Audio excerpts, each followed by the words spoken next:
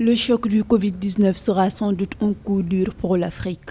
Il devrait creuser le déficit budgétaire du continent de 3,5% à 4,9% et augmenter le déficit de financement de l'Afrique de 110 à 154 millions de dollars supplémentaires en 2020, selon les autorités de la Banque africaine de développement.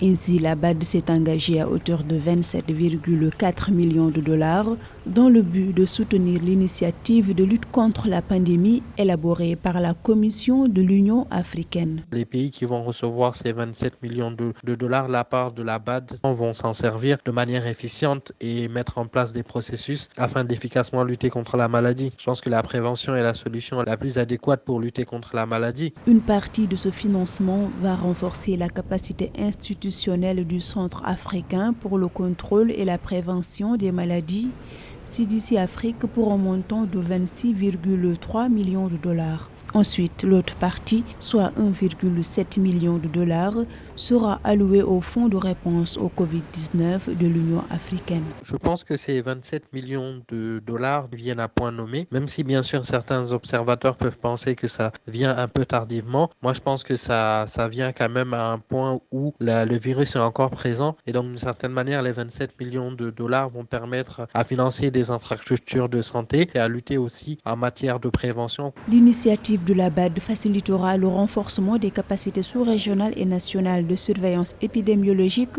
et garantira la disponibilité de matériel permettant d'effectuer des tests ainsi que l'acquisition d'équipements de protection individuelle.